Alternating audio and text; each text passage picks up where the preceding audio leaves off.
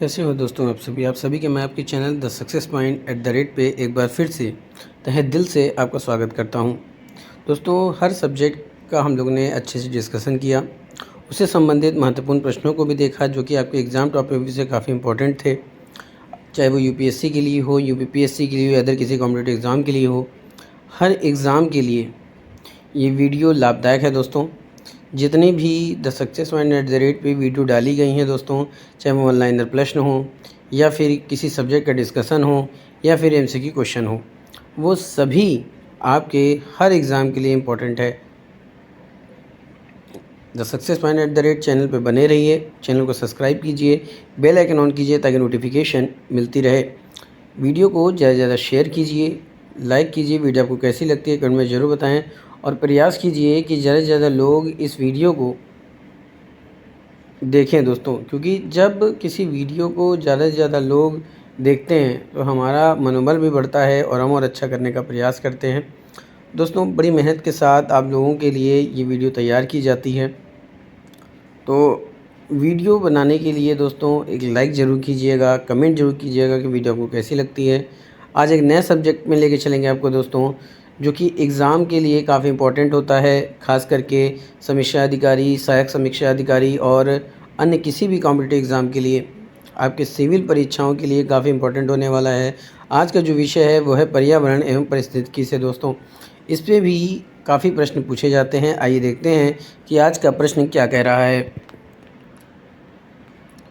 तो दोस्तों, आज का प्रश्न पहला क्या है कि निम्नलिखित में से कौन सा युग्म प्राथमिक उपभोक्ताओं की श्रेणी में आता है। बस में है दोस्तों, सभी सिविल परीक्षाओं के लिए ये प्रश्न तैयार किया गया है। विषय है पर्यावरण एवं पारिस्थितिकी। तो आज का प्रश्न क्या है कि निम्नलिखित में से कौन सा युग्म प्राथमिक उपभोक्ताओं की श्रेणी में आता है। पहला ऑप्शन है टिड्डे एवं मवेशी, दूसरा ऑप्शन है चील और सांप, दूसरा ऑप्शन है सांप और मेढक और डी ऑप्शन है जल भृंग एवं मछली। तो निम्नलिखित में से कौन सा युग्म है जो प्राथमिक उपभोक्ताओं की श्रेणी में आता है। फटाफट से उत्तर दीजिए दोस्तों। बड़ी इम्पोर्टेंट प्रश्नों की श्रृंखला चल रही है। इस उम्मीद से कि आप सब पढ़ रहे होंगे, मेहनत कर रहे होंगे। इसी तरह से पढ़ते रहिए, मेहनत करते ही दोस्तों। जिस तरह से बूंद बूंद से सागर बढ़ता है, ठीक इसी तरह से धीरे ही धीरे आप हर प्रश्नों को अगर आप देखेंगे तो आपके काफ़ी प्रश्न तैयार हो जाएंगे और आप ये जान पाएंगे कि इस तरह से प्रश्न पूछे जाते हैं और एग्ज़ाम हॉल में आप कम समय में ज़्यादा प्रश्नों को लगा पाएंगे दोस्तों। मेरी ईश्वर से प्रार्थना है कि आप सबका सिलेक्शन हो। द सक्सेस पॉइंट @ का लक्ष्य है आपकी सफलता। तो दोस्तों, प्रश्न है निम्नलिखित में से कौन सा युग्म है जो प्राथमिक उपभोक्ताओं की श्रेणी में आता है। तो टिड्डे जो मवेशी होते हैं दोस्तों, ये प्राथमिक और उपभोक्ताओं की श्रेणी में आते हैं। बस समझिए दोस्तों, टिड्डे जो मवेशी जो युग्म है ये प्राथमिक उपभोक्ताओं की श्रेणी में आता है। तो ऑप्शन आपका ए राइट हो जाएगा। तो A is the right answer for this question. अगले प्रश्न की तरफ चलते हैं। अगला प्रश्न दोस्तों कि निम्नलिखित में से किसकी खाद्य श्रृंखला में जनसंख्या सबसे अधिक है। प्रश्न बहुत अच्छा है, हर प्रश्न बहुत अच्छे हैं दोस्तों। कि निम्नलिखित में से किसकी खाद्य श्रृंखला में जनसंख्या सबसे अधिक है। पहला है प्रोड्यूसर्स, दूसरा प्राथमिक उपभोक्ता, सी ऑप्शन है द्वितीयक उपभोक्ता और डी ऑप्शन है अपघटक। तो दोस्तों, इसका फटाफट से उत्तर दीजिए कि निम्नलिखित में से किसकी खाद्य श्रृंखला में जनसंख्या सबसे अधिक है।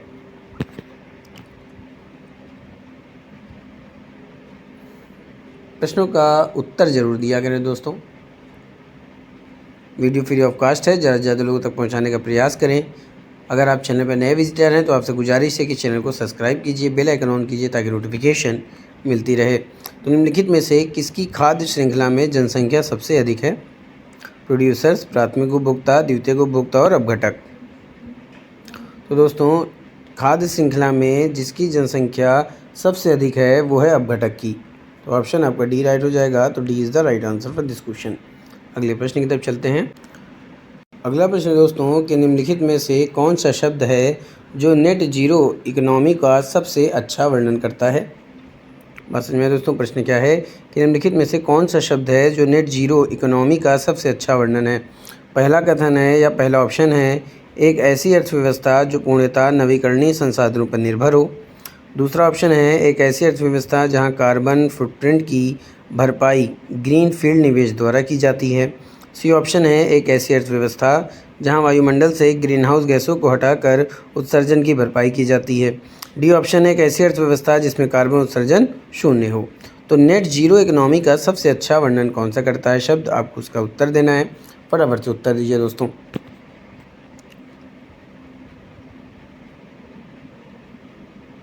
दोस्तों नेट जीरो इकोनॉमी का सबसे अच्छा वर्णन कौन सा शब्द करता है? तो एक ऐसी अर्थव्यवस्था जहां वायुमंडल से ग्रीन हाउस गैसों को हटाकर उत्सर्जन की भरपाई की जाती है। ये जो शब्द होता है दोस्तों, ये नेट जीरो इकोनॉमी का सबसे अच्छा वर्णन है। तो ऑप्शन आपका सी राइट हो जाएगा। तो C is the right answer for this question. अगले प्रश्न की तरफ चलते हैं। अगला प्रश्न है दोस्तों, एक परिस्थिति तंत्र में निम्नलिखित शामिल होते हैं। प्रश्न क्या है कि एक पारिस्थितिकी तंत्र में निम्नलिखित शामिल होते हैं। पहला है केवल जीवित जीव, दूसरा है सजीव जीव और भौतिक कारक, सी ऑप्शन है केवल कीड़े और डी ऑप्शन है केवल भौतिक कारक। तो एक पारिस्थितिक तंत्र में निम्नलिखित शामिल होते हैं। ऑप्शन बहुत अच्छा है, केवल जीवित जीव, सजीव जीव और भौतिक कारक, सी ऑप्शन है केवल कीड़े, डी ऑप्शन है केवल भौतिक कारक।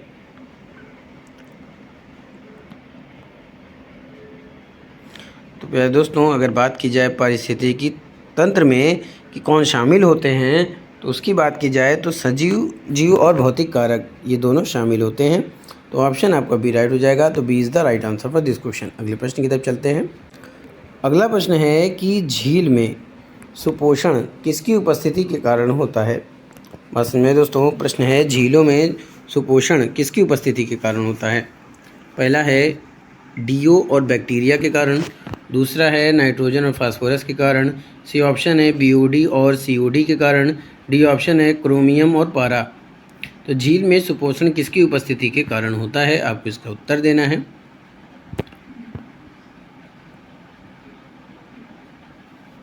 फटाफट से उत्तर दीजिए दोस्तों। झील में सुपोषण किसकी उपस्थिति के कारण होता है?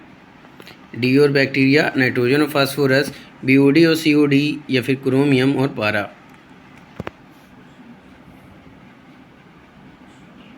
दोस्तों अगर बात की जाए झील में सुपोषण कैसे होता है, तो नाइट्रोजन और फास्फोरस की उपस्थिति के कारण झीलों में सुपोषण होता है। तो ऑप्शन आपका बी राइट हो जाएगा। D is the right answer. तो B is the right answer for this question. अगले प्रश्न की तरफ चलते। अगला प्रश्न है दोस्तों कि पारिस्थितिकी शब्द किसके द्वारा प्रस्तुत किया गया था? बात समझिए दोस्तों, प्रश्न क्या है कि पारिस्थितिकी शब्द किसके द्वारा प्रस्तुत किया गया था? पहला ऑप्शन है अर्नस्ट हैकेल, दूसरा है ईपी ओडुम, सी ऑप्शन है एनजी टेंसले, डी ऑप्शन है रामदेव मिश्रा। बस समझिए दोस्तों, पहला ऑप्शन क्या है अर्नस्ट हैकेले, दूसरा ऑप्शन है ईपी ओडुम, सी ऑप्शन है एजी टेंसले, डी ऑप्शन है रामदेव मिश्रा। तो पारिस्थितिकी शब्द किसके द्वारा प्रस्तुत किया गया था?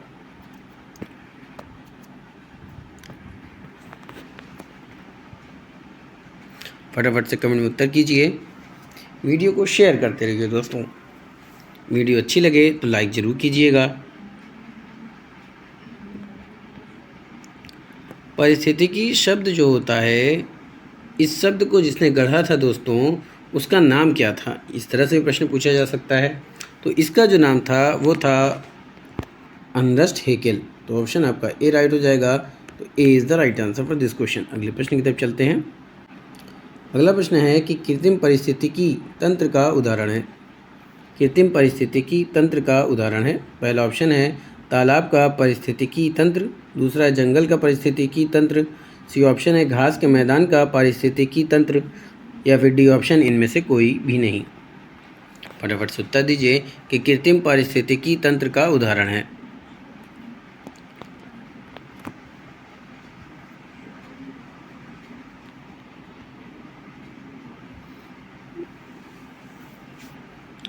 फटाफट से उत्तर दीजिए दोस्तों। प्रश्न काफ़ी अच्छा है, हर एग्ज़ाम के टॉप व्यू से काफ़ी इंपॉर्टेंट है। द सक्सेस पॉइंट @ एक ऐसा मंच है जो ऐसे टॉपिकों का डिस्कशन करता है जिससे आप अपने लक्ष्यों को जल्द से जल्द हासिल कर सकते हैं। तो आप प्ले लिस्ट में जा कर के हर सब्जेक्ट को अच्छे से समझ सकते हैं, पढ़ सकते हैं। तो कृत्रिम पारिस्थितिकी तंत्र का उदाहरण है, आपको इसका उत्तर देना था। इसका उत्तर है तालाब का पारिस्थितिकी तंत्र। ऑप्शन आपका ए राइट हो जाएगा। तो A is the right answer for this question. अगले प्रश्न की तरफ चलते हैं।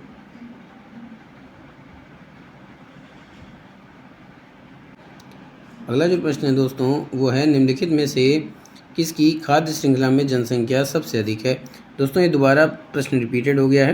निम्नलिखित में से किसकी खाद्य श्रृंखला जनसंख्या सबसे अधिक है। हम लोग इसको रिपीट कर चुके हैं, तो इसका जो ऑप्शन होगा वो होगा डी। तो D is the right answer for this question. अगले प्रश्न की तरफ चलते हैं। अगला प्रश्न है, वह क्षेत्र जो दो पारिस्थितिकी तंत्र के बीच सीमा या संक्रमण क्षेत्र के रूप में कार्य करता है कहलाता है। ऐसा क्षेत्र जो दो पारिस्थितिकी तंत्र के बीच सीमा या संक्रमण क्षेत्र के रूप में कार्य करता है कहलाता है। पहला है पारिस्थितिकी तंत्र, दूसरा है इको बाउंड्री, और सी ऑप्शन है इको ट्विन, और डी ऑप्शन है इकोटोन। तो फटाफट से उत्तर दीजिए दोस्तों कि वह क्षेत्र जो दो पारिस्थितिक तंत्रों के बीच सीमा या संक्रमण क्षेत्र के रूप में कार्य करता है क्या कहलाता है।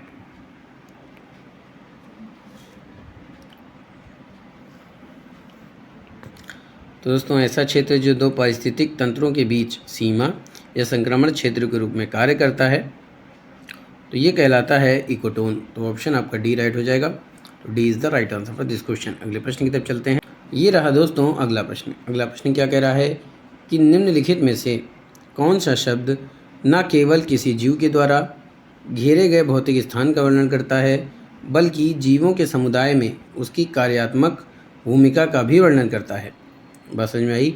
निम्नलिखित में से कौन सा शब्द न केवल किसी जीव के द्वारा घेरे गए भौतिक स्थान का वर्णन करता है बल्कि जीवों के समुदाय में उसकी कार्यात्मक भूमिका का भी वर्णन करता है। पहला ऑप्शन है इकोटोन, बी ऑप्शन है परिस्थितिक आला, सी ऑप्शन है प्राकृतिक वास, और डी ऑप्शन है होम रेंज।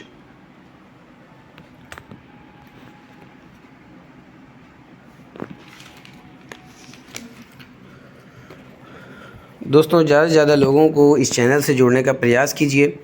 इस वीडियो और ये चैनल आप सब के लिए है दोस्तों।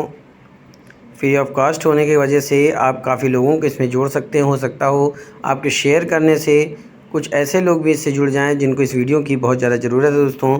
वैसे भी आरओ और एआरओ का एग्ज़ाम बहुत करीब है दोस्तों। उस लिहाज से जो तैयारी करने वाले बच्चे हैं उनके लिए भी वीडियो काफ़ी बेहतर होने वाली है।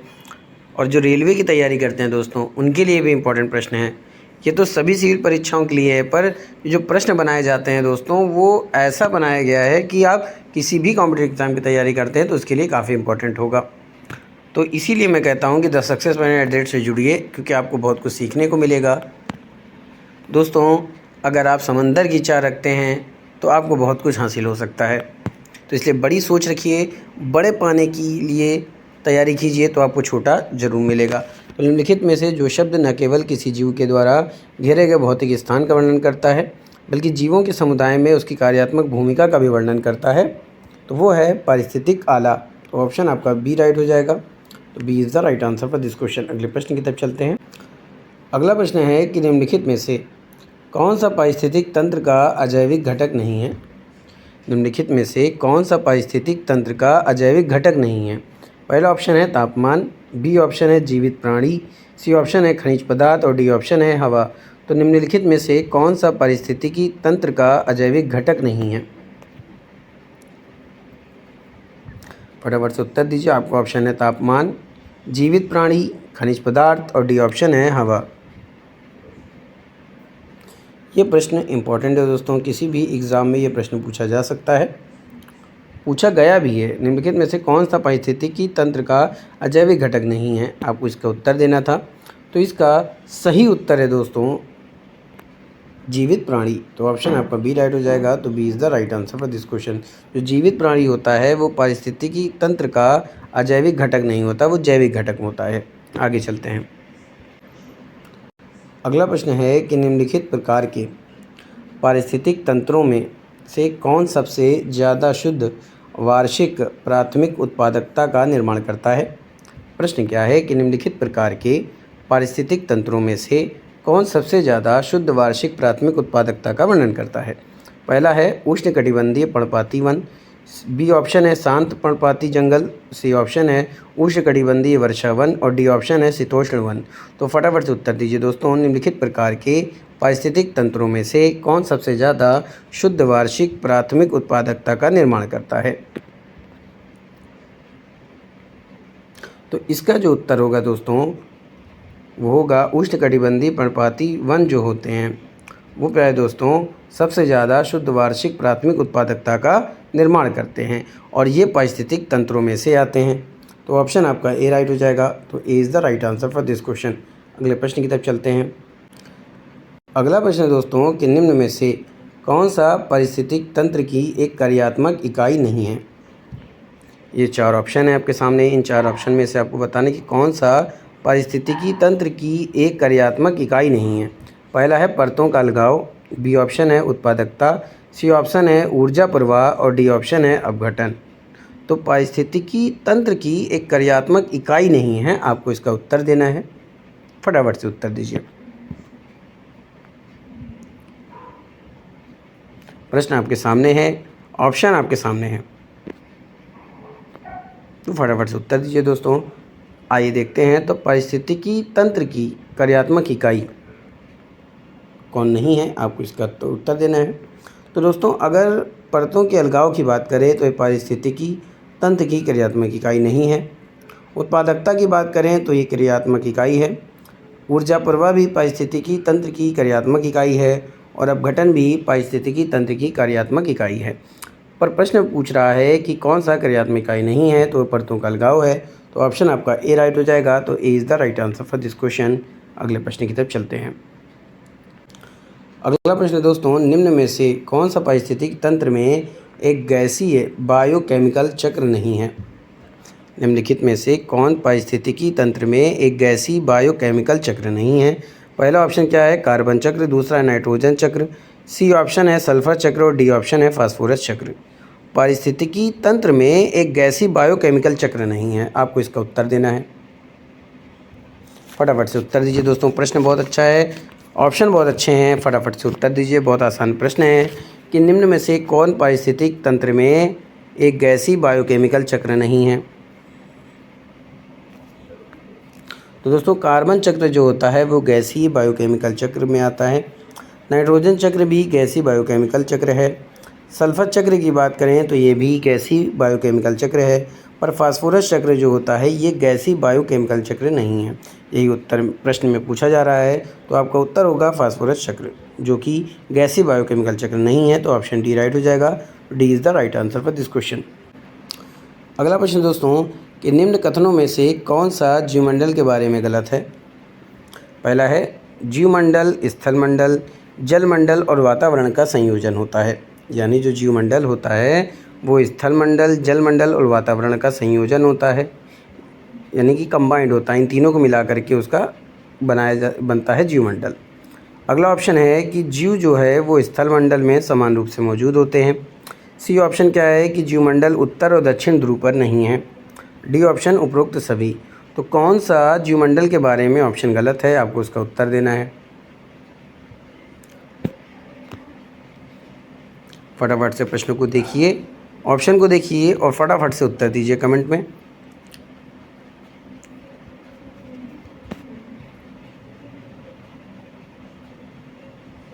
तो दोस्तों जीवमंडल, स्थलमंडल, जलमंडल और वातावरण का संयोजन है, बिल्कुल सही बात है दोस्तों। जीव स्थलमंडल में समान रूप से मौजूद होते हैं, ये आपका गलत हो जाएगा। जीवमंडल उत्तर और दक्षिण ध्रुव पर नहीं है, तो ये ऑप्शन आपका सही है। उपरोक्त सभी तो हो ही नहीं सकता दोस्तों, बस समझ में दोस्तों, क्योंकि ये वहाँ पे गलत हो गया। तो निम्न कथनों में से कौन सा जीवमंडल के बारे में गलत है? तो ऑप्शन आपका बी राइट हो जाएगा। B is the right answer for this question. आगे चलते हैं। अगला प्रश्न है दोस्तों, 1973 में आयोजित विश्व पर्यावरण दिवस यानी वर्ल्ड इन्वायरमेंट डे का पहला थीम क्या था?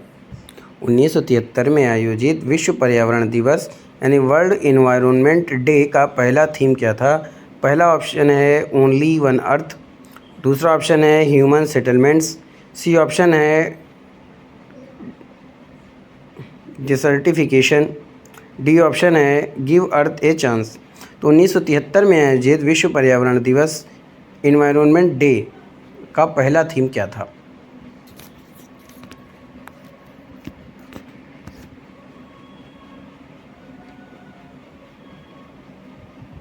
पहले दोस्तों 1973 में आयोजित विश्व पर्यावरण दिवस वर्ल्ड एनवायरनमेंट डे का पहला जो थीम था वो था ओनली वन अर्थ। तो ऑप्शन आपका ए राइट हो जाएगा। तो A is the right answer for this question. अगले प्रश्न की तरफ चलते हैं। अगला प्रश्न है कि फोबोस और डाइमोज निम्नलिखित ग्रहों में से किसके प्राकृतिक उपग्रह हैं? फोमोस और डाइमोज निम्नलिखित ग्रहों में से किसके प्राकृतिक उपग्रह हैं? पहला है मंगल, दूसरा है शनि और सी ऑप्शन है बृहस्पति, डी ऑप्शन है शुक्र। तो दोस्तों अगर बात की जाए फोबोस और डाइमोज की, तो ये जो उपग्रह हैं वो किसके प्राकृतिक उपग्रह हैं? तो ये मंगल के प्राकृतिक उपग्रह माने जाते हैं। तो ऑप्शन आपका ए राइट हो जाएगा। तो A is the right answer for this question. अगला प्रश्न क्या है कि निम्न में से कौन सा अंग ऊतक मानव शरीर का नेतृत्व करने के लिए सबसे अधिक संवेदनशील है? प्रश्न एक बार फिर से दोस्तों, निम्न में से कौन सा अंग ऊतक यानी टिश्यूज़ मानव शरीर का नेतृत्व करने के लिए सबसे अधिक संवेदनशील है? पहला है खून यानी ब्लड, दूसरा है दिमाग यानी ब्रेन, सी ऑप्शन है गुर्दा यानी किडनी और डी ऑप्शन है फेफड़े यानी लंग्स। तो कौन सा अंग है जो ऊतक मानव शरीर का नेतृत्व करने के लिए सबसे अधिक संवेदनशील है?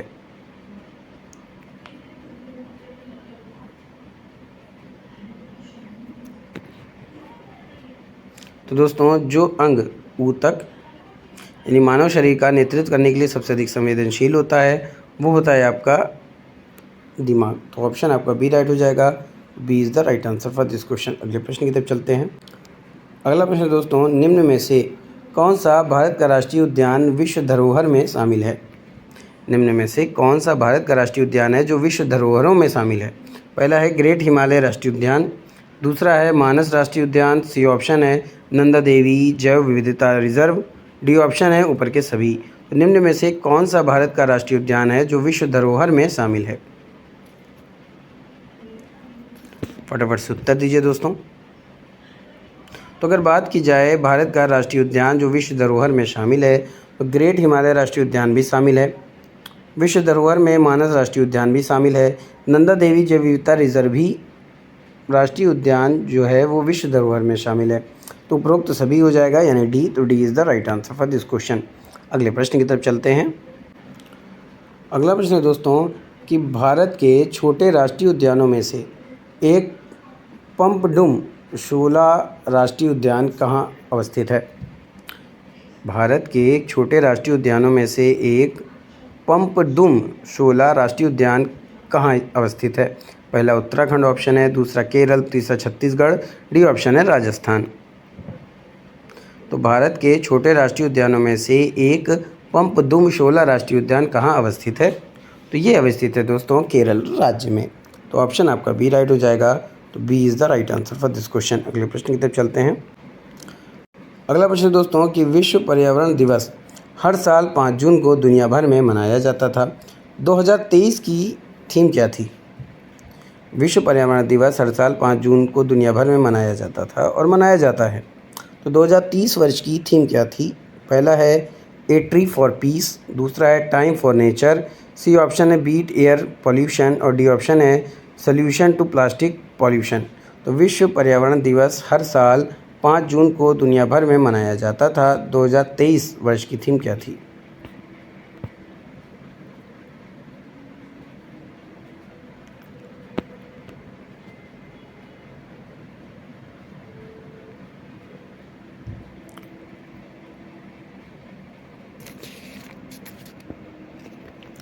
तो दोस्तों 2023 में जो विश्व पर्यावरण दिवस की थीम थी वो क्या थी? तो वो थी सॉल्यूशन टू प्लास्टिक पॉल्यूशन। तो ऑप्शन आपका डी राइट हो जाएगा। तो D is the right answer for this question. अगले प्रश्न की तरफ चलते हैं।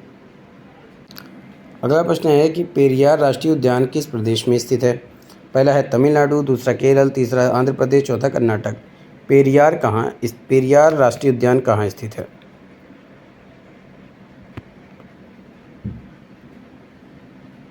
तो दोस्तों अगर हम पेरियार राष्ट्रीय उद्यान की बात करें तो ये केरल राज्य में स्थित है। कहाँ स्थित है? केरल राज्य में। बात समझ में आई दोस्तों? बी ऑप्शन राइट हो जाएगा। तो B is the right answer for this question. अगले प्रश्न की तरफ चलते हैं। अगला प्रश्न है कि मृगावानी राष्ट्रीय उद्यान किस प्रदेश में है? पहला है तेलंगाना, दूसरा उड़ीसा, तीसरा है महाराष्ट्र और डी ऑप्शन है त्रिपुरा। तो मृगावानी राष्ट्रीय उद्यान किस प्रदेश में है?